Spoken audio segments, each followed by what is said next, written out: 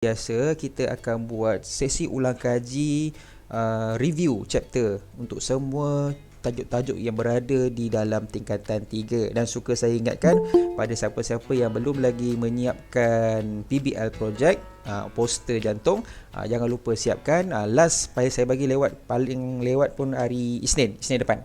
Okay, so kita sambung kita punya revision, which is dalam chapter 1, masih lagi dalam bab 1, sebab bab 1 ni ada banyak tajuk yang kita kena tengok dekat sini. Ada banyak subtopik, maksud saya ada banyak subtopik yang ada di dalam tajuk bab 1 ni. Okey.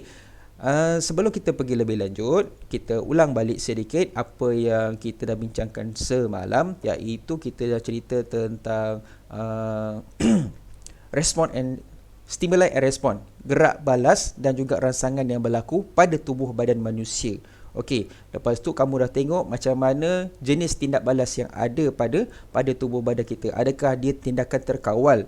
Adakah dia voluntary action ataupun adakah dia involuntary action? Okey, semuanya kita dah bincangkan semalam. Nanti cek balik. Ada dua jenis tindakan terkawal, voluntary action, dan involuntary action, tindakan luar kawal. Manakala semalam pun kita dah bincangkan 5 organ deria manusia yang terdapat pada tubuh badan kita, dan dia punya stimulus ataupun kita panggil dia rangsangan. Contoh, mata rangsangannya adalah cahaya, telinga rangsangannya adalah bunyi, dan begitu juga dengan lidah, hidung dan juga kulit. Masing-masing ada rangsangan, dia ada stimulus dia. Baik, untuk seterusnya kita akan tengok dulu limitation of senses. Limitation of senses. Okey, apa maksud limitation of senses ni? Okey, limitation of senses ni maksudnya had pendengaran kita, had penglihatan kita. Manusia kita ada limitation. Kita tak boleh tengok benda yang gaib. Macam selalu kita kata nampak hantu, nampak jin lah, malam Jumaat je mesti nampak pontianak ke apa benda semua tu kan. Maksudnya dekat sini mata kita ni ada limitation dia. Allah dah jadikan mata kita ni ada limitation. Kita tak boleh tengok sesuka hati, kita tak boleh tengok alam lain. Alam lain tu hanya mungkin ada dianugerahkan pada orang-orang yang tertentu sahaja yang dapat melihat benda tu. Okey, iaitu kita panggil dia limitation of sight. Batas penglihatan mata, batas pendengaran kita. Kita tak boleh dengar benda yang luar daripada alam kita.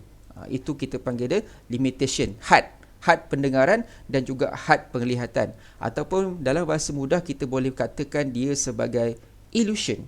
Okey, saya ada satu contoh gambar aja. Cuba kamu tengok ni. Cuba kamu perhatikan kotak ini. Okey, kamu nampak kan kotak ni kan? Okey, kamu cuba tengok kotak ni. Kalau kamu perhatikan marble-marble hitam ni, cuba tengok dekat bahagian tengah, ni ruang ni. Dekat ruang sini, cuba tengok ada berapa banyak titik hitam. Ada berapa banyak titik hitam yang berada di celah-celah ataupun di setiap bucu kawasannya. Kawasan sini. Yang ini line ni. Tengok sini, tengok sini, tengok dekat sini, tengok dekat sini, tengok dekat sini.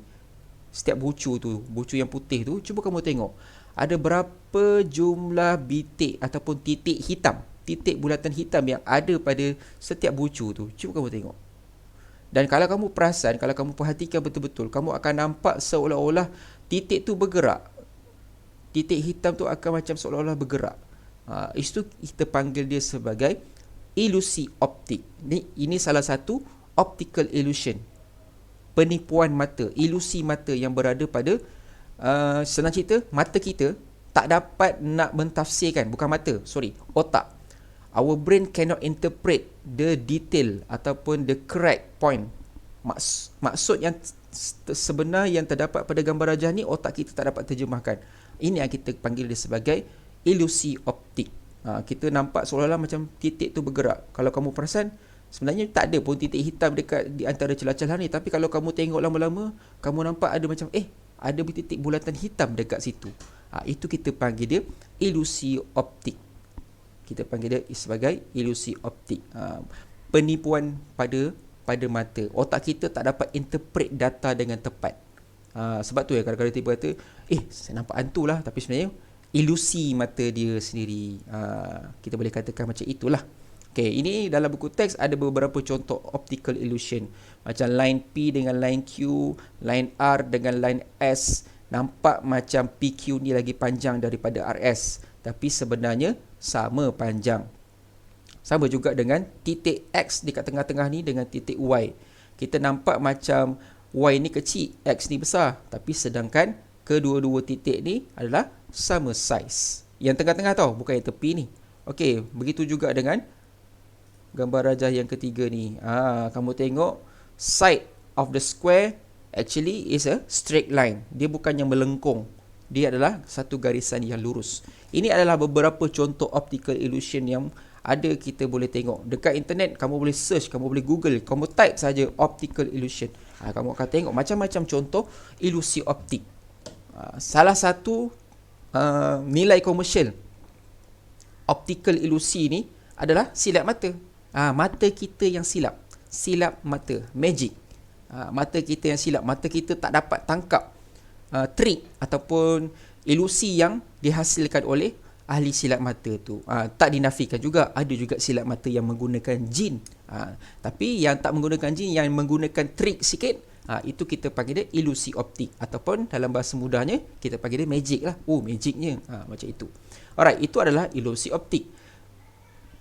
Limitation pada mata. Manakala limitation pada pendengaran pula berbeza. Kita tak dapat menganggar jarak sekiranya kita gunakan sebelah bahagian telinga sahaja.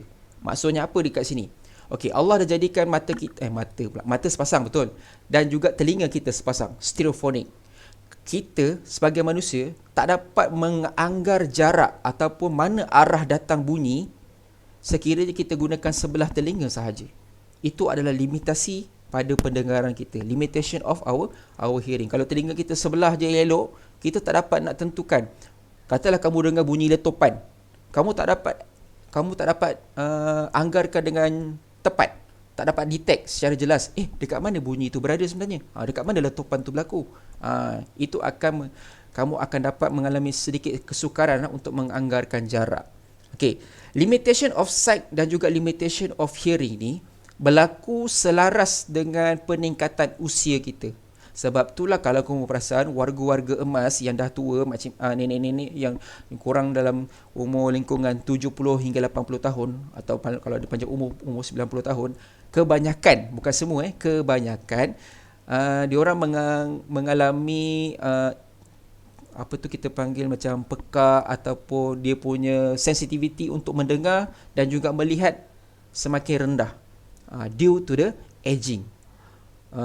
Merujuk kepada usia dia. Semakin tua, semakin meningkat usianya, dia punya keupayaan untuk mendengar, keupayaan untuk melihat tu semakin berkurang. Kita semua akan lalui, saya pun akan lalui benda yang sama. Alright. Itu adalah limitation. Seterusnya kita akan tengok blind spot. Blind spot. Blind spot adalah titik buta. Titik buta. Okey, kamu boleh buat aktiviti ni di dalam rumah.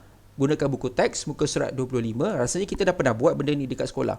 Kita akan dapati pada satu jarak kita akan hilang gambar burung ataupun kita hilang gambar kucing. Tu Haziq, Habib, tu Habib. Okey. Itu kita panggil dia sebagai titik buta. Apa dia?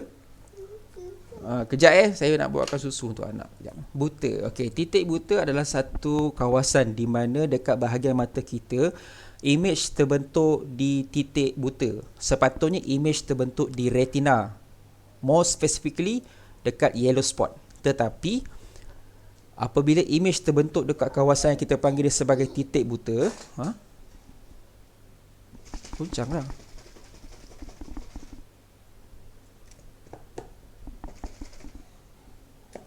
Dah. Okey. Apabila image terbentuk dekat kawasan yang kita panggil dia sebagai titik buta,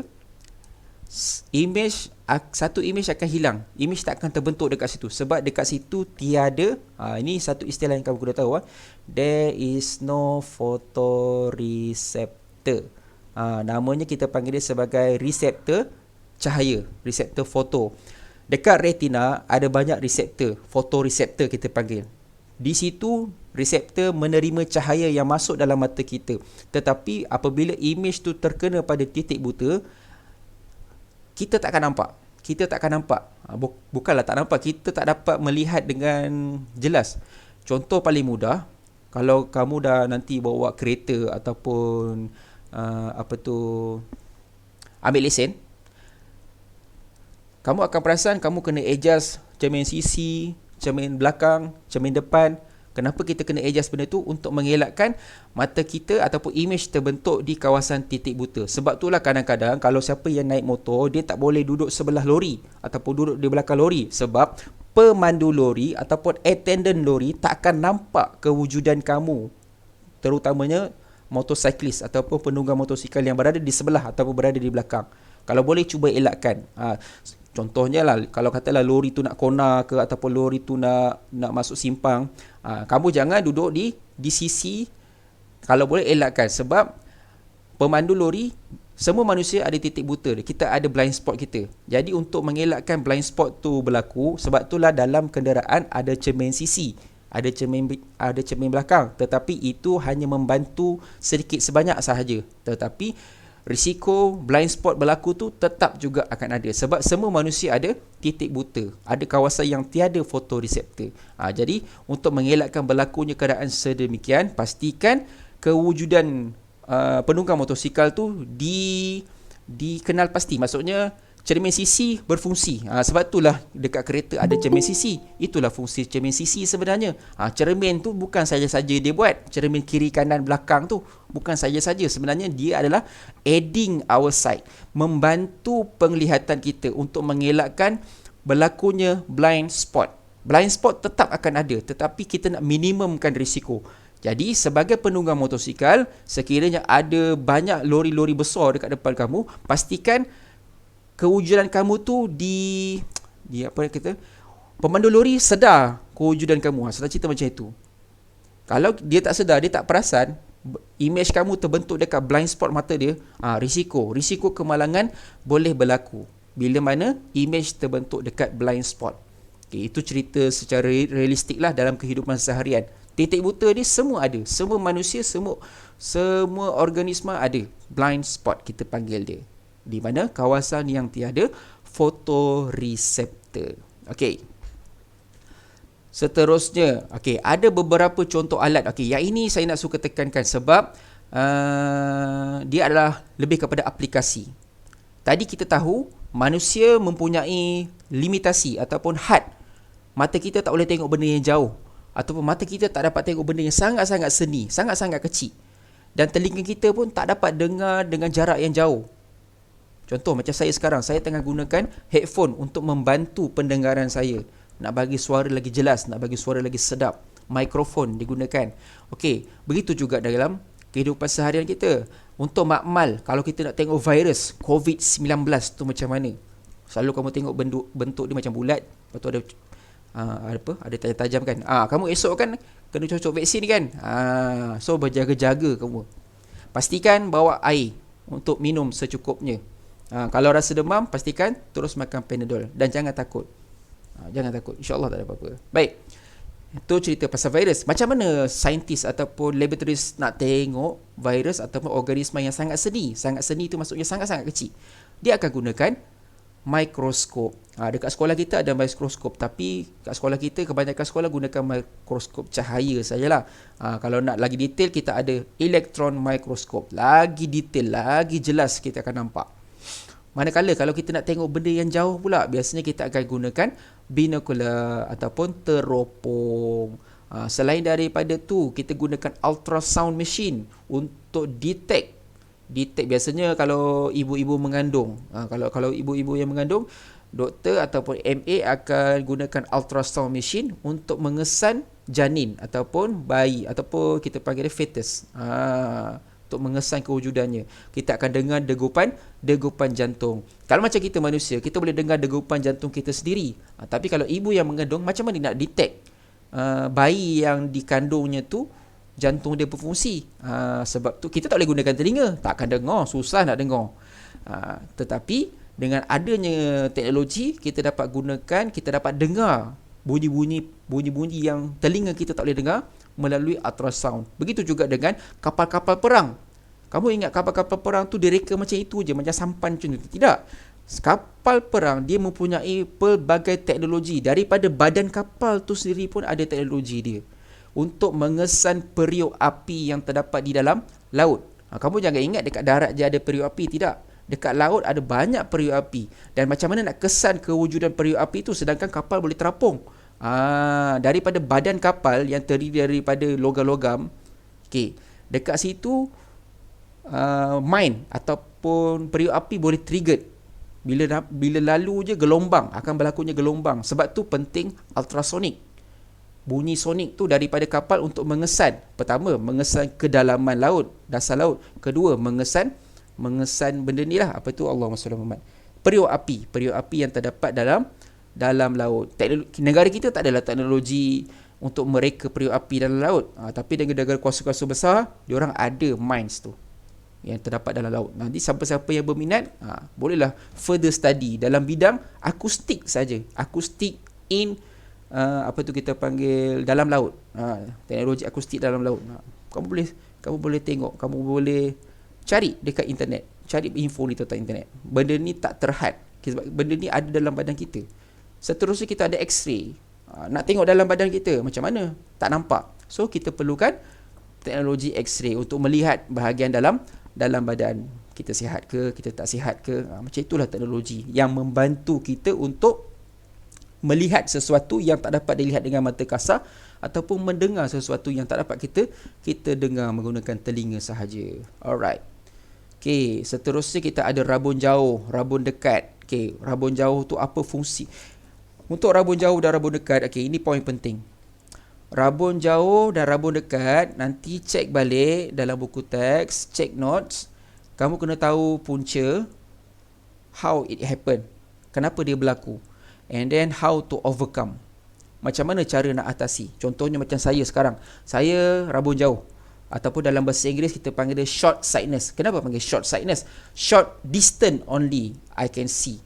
Maksudnya jarak dekat saja saya dapat tengok. Jarak jauh, benda yang jauh saya tak dapat tengok. Sebab tu saya dipanggil short sightness person, ataupun orang yang mempunyai masalah rabun jauh. So how to overcome? Sebelum tu, apa punca dia? Pertama, bola mata saya terlalu panjang dan saya punya kanta terlalu tebal, menyebabkan saya tak dapat tengok objek yang jauh. So, macam mana untuk atasi? Saya akan menggunakan kanta cengkung, ataupun kita panggil dia concave lens. We have two type of lens. Kita ada dua jenis kanta. Satu kanta cengkung, satu lagi kanta cembung. Kanta cembung, kembung lah maksudnya. Kalau cengkung macam apple yang dimakan sebelah-sebelah. Itu kanta cengkung, kata cekung. Kalau nak tengok kanta, nanti tengok siapa kat rumah, siapa-siapa ada spek, mak ayah kamu ke abang kamu ada spek, kamu tengok spek dia. Mula tanya dulu, kakak, abang, ayah, rabun jauh ke rabun dekat?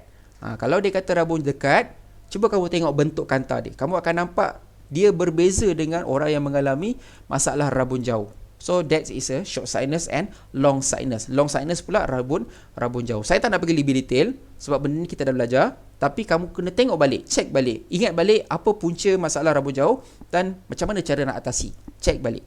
Mesti kena cek. Supaya pembelajaran ni bermakna. Sebab benda ni kamu akan carry forward sampailah ke hujung usia. Sebab nanti semua kita akan mengalami masalah rabun jauh. Macam saya dari start dari darjah 6 dah kena masalah rabun jauh ni. Right. And yang ini pula masalah pendengaran. Macam mana kita nak atasi masalah pendengaran? Ada orang dia mengalami kerosakan pada gegendang telinga. Ada orang koklea dia dah rosak, dah pecah. Sebab apa?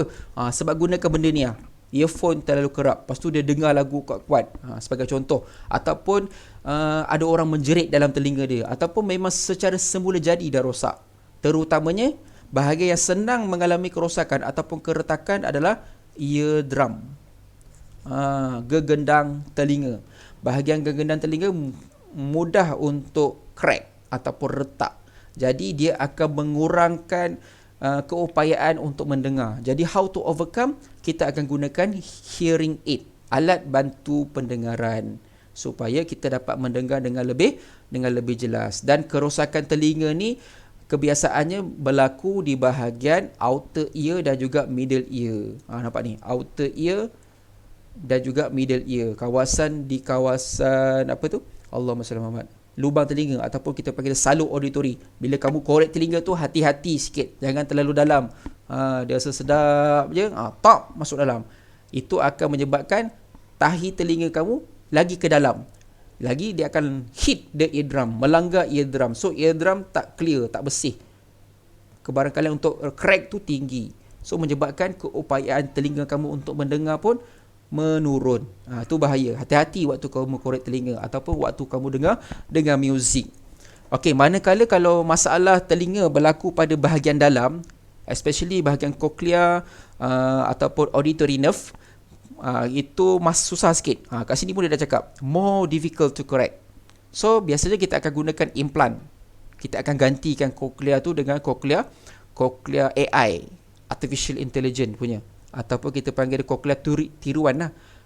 Dan biasanya tak lain tak bukan memang kena operate lah, kena bedah kamu punya telinga ni, gantikan cochlea rosak tu dengan cochlea yang baru.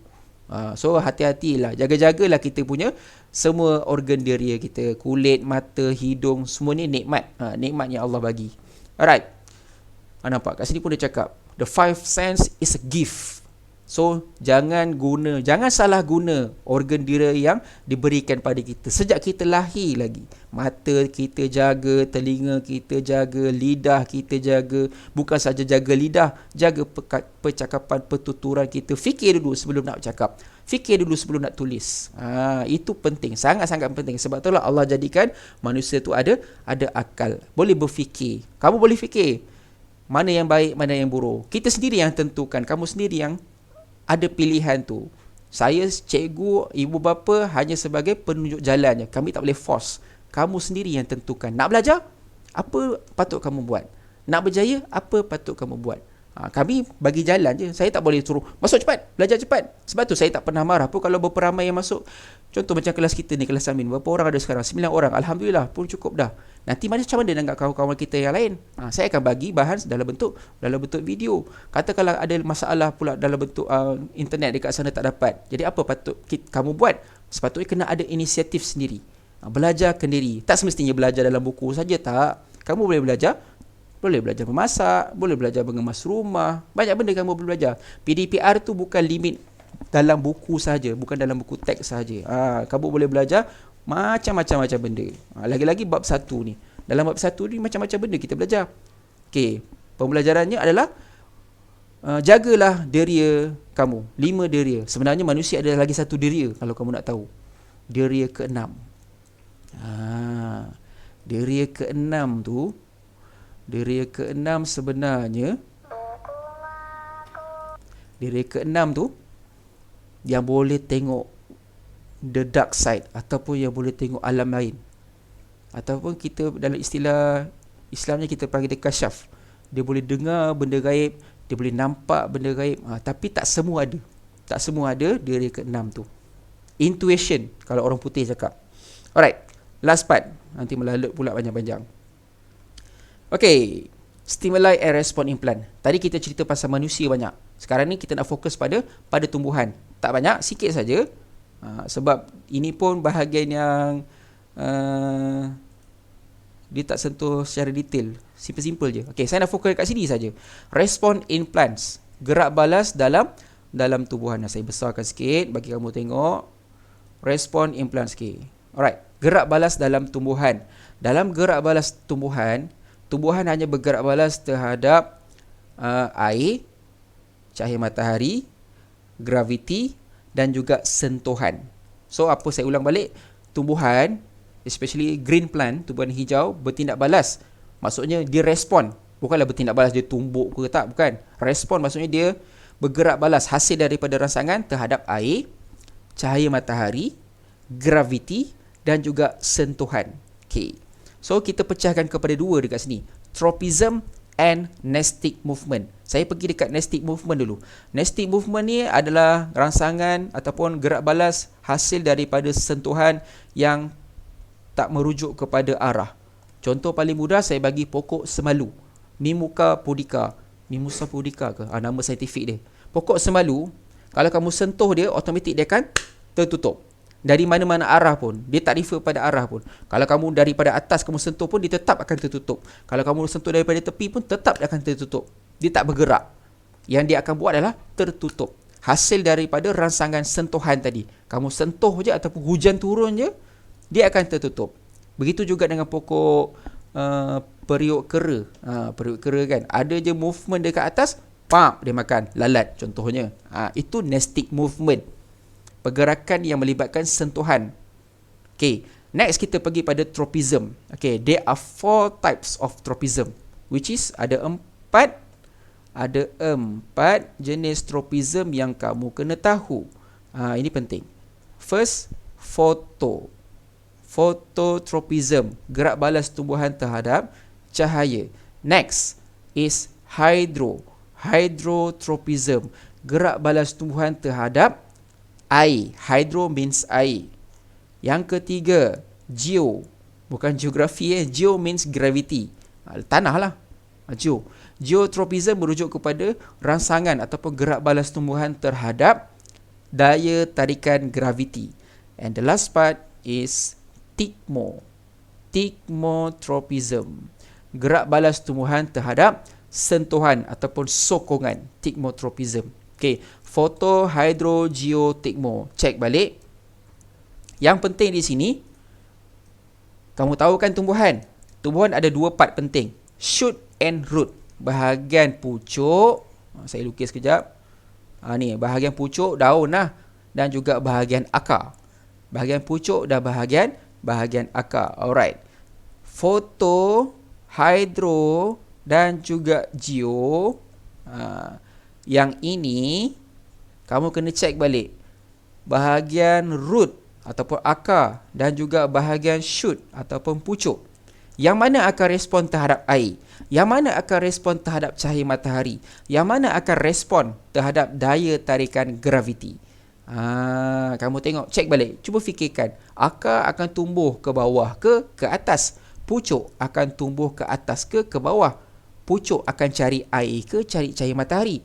Kamu siram pokok ataupun bila ayah ataupun ibu suruh minta kamu siram pokok, air yang kamu siram tu, kamu siram dekat daun ke ataupun siram dekat bahagian tanah sepatutnya? Fikirkan. Saya tak nak bagi jawapan sebab benda ni kita dah belajar. Kamu cek balik. Cuba study balik. Ingat balik tentang phototropism, hydrotropism dengan geotropism. How about thigmotropism?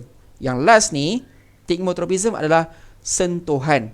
Contoh, pokok tembikai, pokok anggur. Dia ada satu part istimewa yang kita panggil dia sebagai tendril. Dia akan melilit. Dia akan melilit pada bahagian yang statik ataupun bahagian yang kuat untuk diberikan sokongan, untuk menyokong diri dia. Itu kita panggil dia tendril, bukan tendrit. Tendril. Bahagian macam ni. Dia kita panggil sulur pauh. Bahagian yang melilit. Dia macam bentuk coil, macam bentuk spring. Dia akan melilit pada, contohnya melilit pada batang kayu ataupun melilit pada pokok-pokok yang besar, supaya dia dapat hidup. Itu thigmotropism. Okay.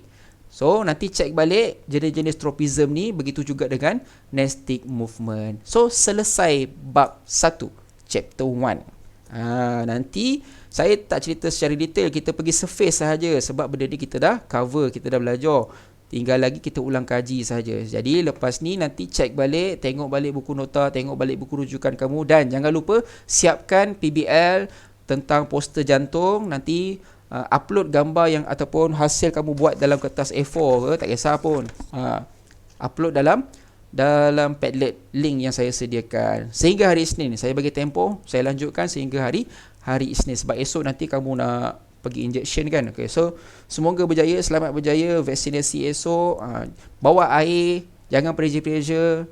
Okay, nanti kalau rasa macam nak demam, terus minum pula, makan Panadol. Alright, so itu sahaja perbincangan kita pada hari ini. Terima kasih semua. Sarah, Syuhada, Alia, Arif. Arif ada. Semalam jumpa, rambut Arif dah panjang. Atika, Sareh, Akila. Okay, terima kasih semua. Assalamualaikum. Thank you, sir. Thank you, sir. Terima kasih, cikgu.